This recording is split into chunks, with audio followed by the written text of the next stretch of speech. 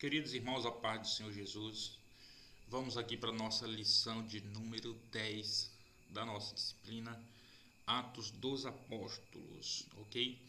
Nós iremos aqui tratar na lição 10 da obra de Pedro, todo o início da obra de Pedro aqui em torno de Jerusalém, tá?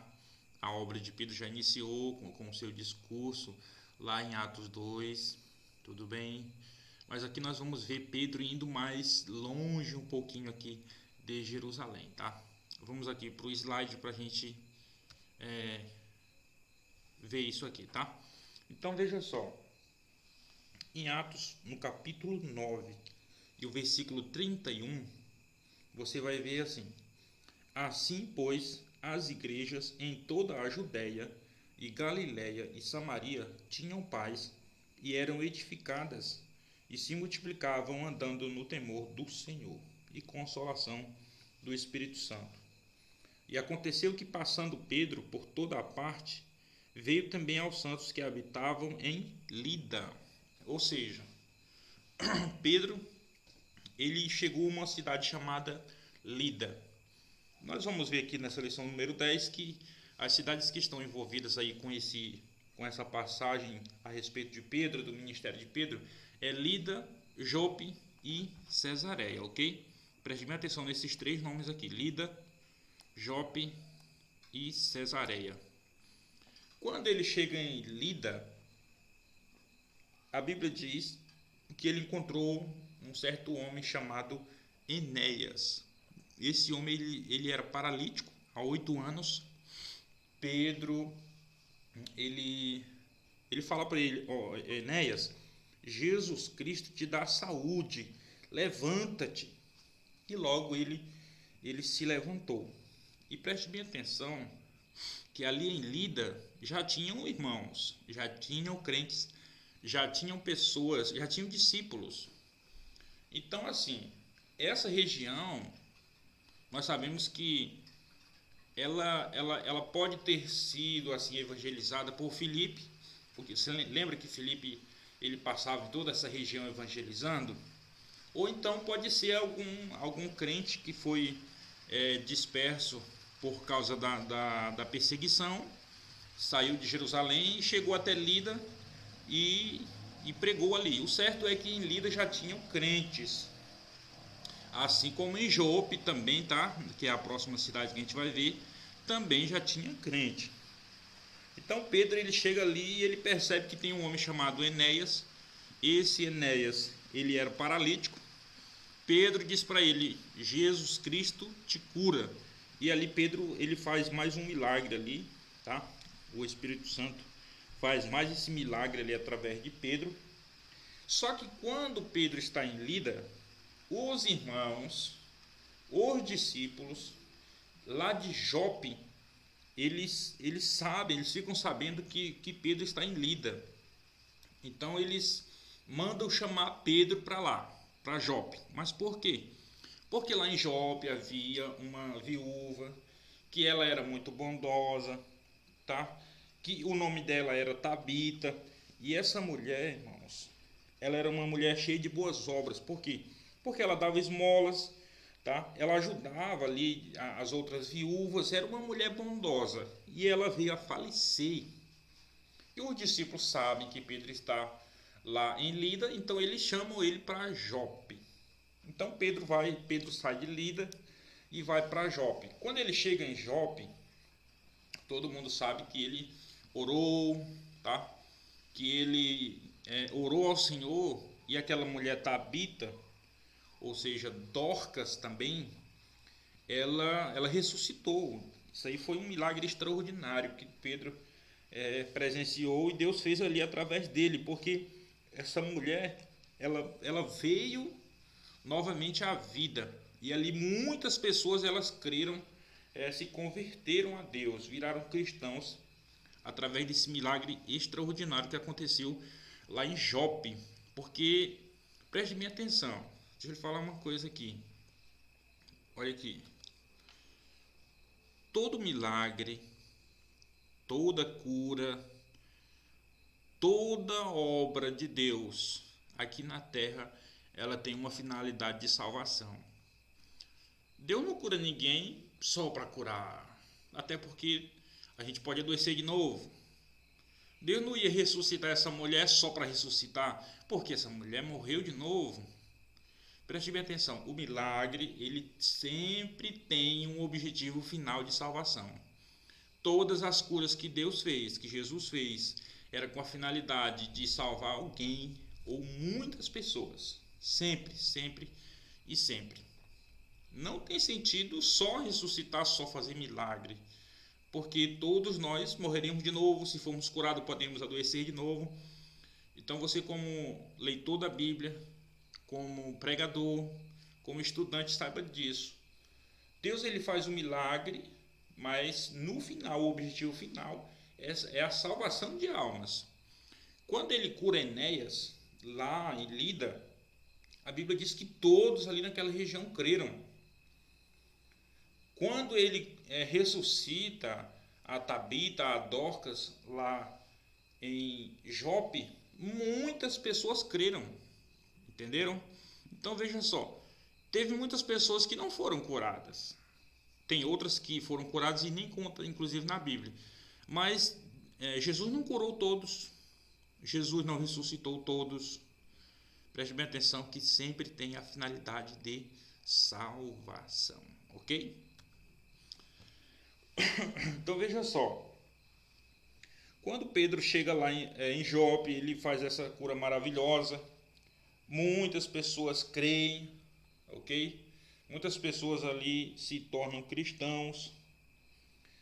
E quando Pedro está em Jope, acontece uma coisa muito interessante. Aqui nós vamos entrar agora para Cesareia.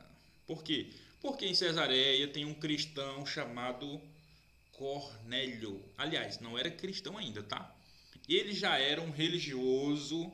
Cornélio já era um praticante da religião, tá? Ele já adorava Deus. Só que Cornélio tinha alguma coisinha ali que faltava para ele. Veja só, Cornélio. Quem é Cornélio? Vamos logo definir aqui. Quem é Cornélio? Cornélio é um centurião. O que quer dizer centurião? Significa que ele era um capitão que tomava conta de 100 homens. Centurião, cento vem de 100. Centurião vem de 100. Então ele era um capitão que tomava conta de 100 homens.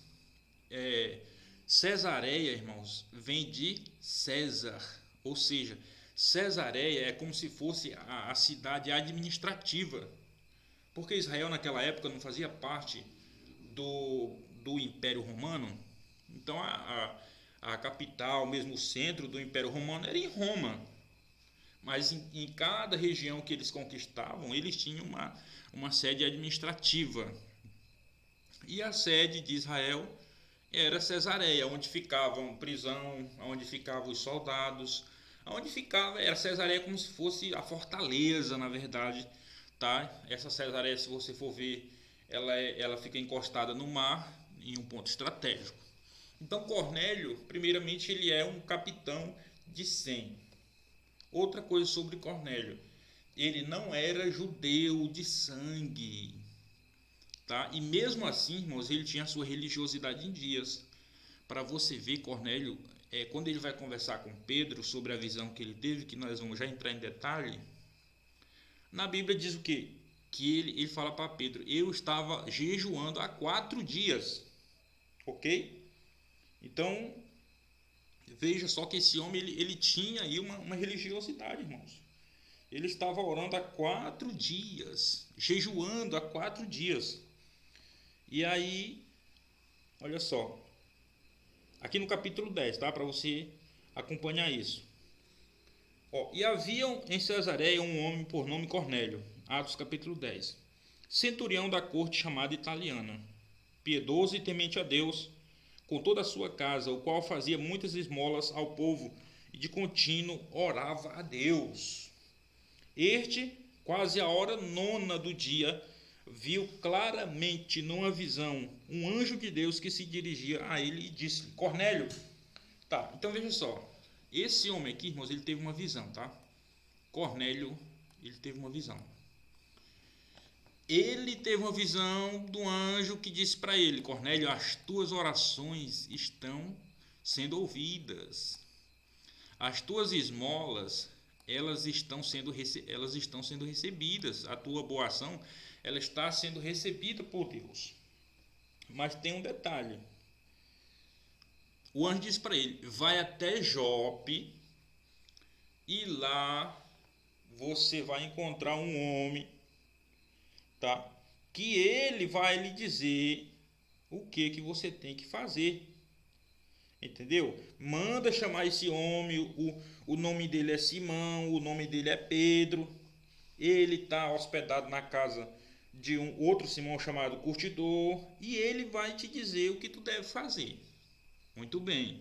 Quem é que está em Jope? Nós acabamos de ver Pedro, que saiu de Lida e foi até Jope fazer o milagre da Tabita.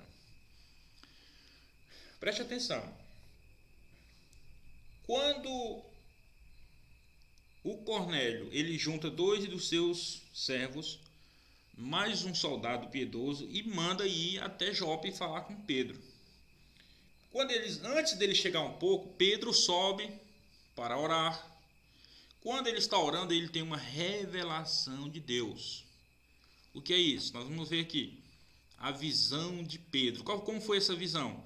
Primeiramente, o anjo apareceu a Cornélio. Depois, o Espírito Santo deu uma revelação para quem? Para Pedro. Pedro está orando ao meio-dia, tá? Antes do almoço, está orando. E aí o Espírito Santo aparece para ele e diz: olha, Pedro, virão 3 homens te procurar, e recebe eles. Eles são gentios, tá? Por que o anjo disse isso para ele? Por que o Espírito Santo disse isso para Pedro? Porque Deus estava ali, irmãos, salvando os primeiros gentios através dessa obra de Pedro em Cesareia. Cornélio, ele, apesar de ser um religioso, temente a Deus, ele não era judeu de sangue e ele não era prosélito também, irmãos. Por quê? Porque nós vamos ler, a Bíblia diz que ele era homem circunciso, tá? Então ele não era judeu, ele não era prosélito. O prosélito era uma pessoa que se convertia ao judaísmo, e essa pessoa de qualquer religião se convertia e ela tinha que passar pela circuncisão. Essa pessoa que se convertia ao judaísmo e passava pela circuncisão era chamado de prosélito. Então ele não era um prosélito porque ele era incircunciso, mas mesmo assim ele de alguma forma ele foi influenciado pela religião, tá, dos judeus, e ele já praticava isso aí. Ele orava, ele jejuava, ele era temente a Deus, ele não era pagão. Apesar dele ser um gentil, ele não era pagão, tá? Então, muito bem. Só que através de Pedro, Deus está fazendo o quê? Está eliminando a barreira que havia entre gentios e judeus. Inclusive, nessa visão de Pedro, Deus mostra para ele um lençol. Nesse lençol tinha toda sorte de répteis, quadrúpedes. E na visão, Deus diz para ele, né? Mata e come. Ele diz: de jeito nenhum, Senhor. Nunca comi algo comum ou impuro. E Deus diz para ele: não considere impuro ou comum aquilo que eu purifiquei. Qual é o resumo dessa história?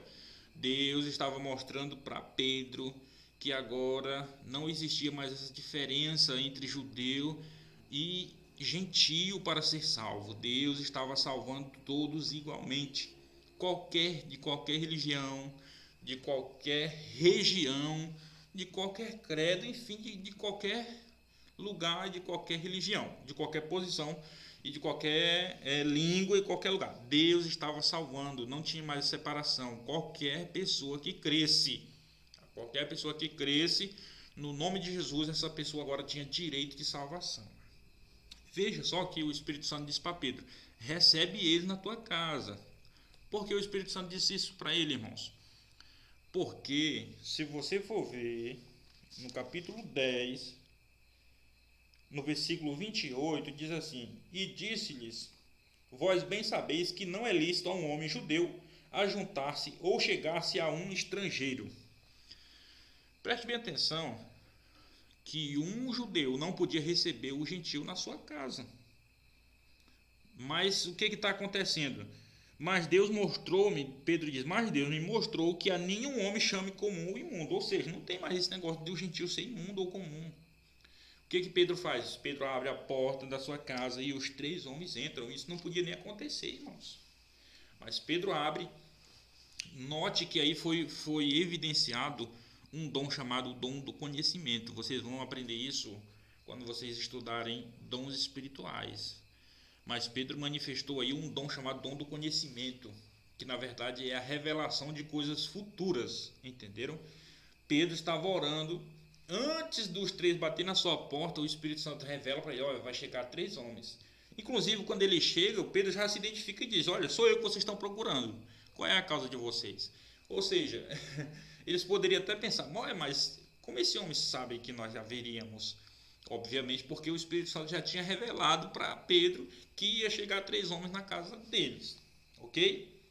Então os mensageiros eles chegam, são recebidos aí por Pedro, falam da situação do Cornélio, que teve uma visão e que Deus mandou ele ir até Jope, na casa desse homem, na verdade onde ele estava, e que deveria ir com eles, para dizer o que deveria, ok? Então eles viajam, tá? Eles viajam no outro dia, eles dormem lá. No outro dia eles viajam e no outro dia eles chegam aonde? Cesareia, ok? Eu vou mostrar para vocês aqui no mapa como é essa distância entre essas cidades, ok? Preste bem atenção. Aqui, ó, não sei se você tem noção de mapa, mas isso aqui é o mapa de Israel, tá? Isso aqui é o mar Mediterrâneo.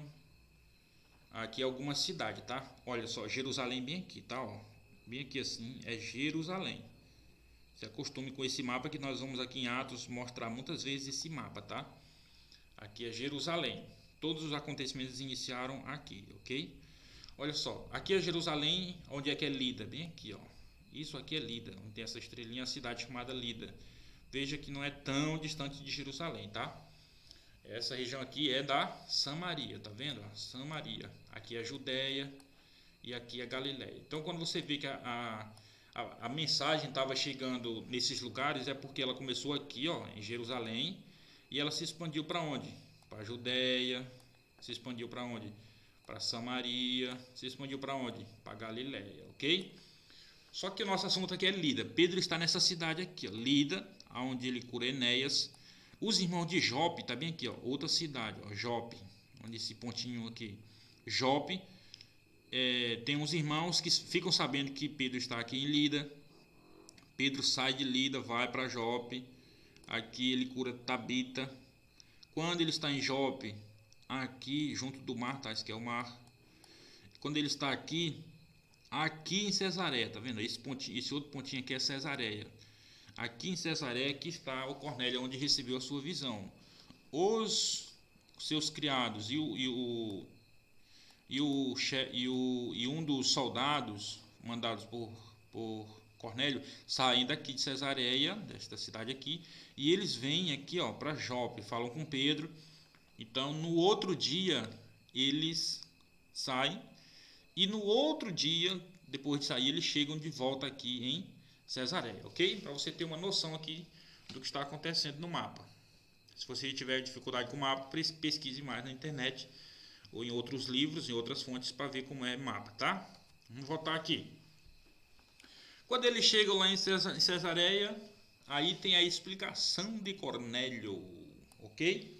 Quando eles chegam lá, agora é a hora de conversar. O homem chegou, Pedro chegou, e aí Cornélio vai conversar com Pedro, ok? Vamos ver aqui a conversa. E aconteceu que, entrando Pedro, saiu Cornélio a recebê-lo e, prostrando-se a seus pés, o adorou. Mas Pedro levantou, dizendo: levanta-te, que eu também sou homem. Veja só que a Cornélio estava tão impressionado com a visão que ele até se prostrou diante de Pedro. Pedro levanta ele, rapaz, levanta, eu também sou homem, ok? E aí no versículo 30, Cornélio começa a se explicar. Há 4 dias eu estava em jejum, e a esta hora, orando em minha casa, a hora 9, ou seja, às 3 da tarde, e eis que diante de mim se apresentou um homem com vestes resplandecentes e disse: Cornélio, a tua oração já foi ouvida e as tuas esmolas estão em memória diante de Deus. Envia, pois, a Jope e manda chamar Simão, o que tem por sobrenome Pedro. No versículo 33 ele disse: E logo mandei chamar-te, e bem fizeste em vir.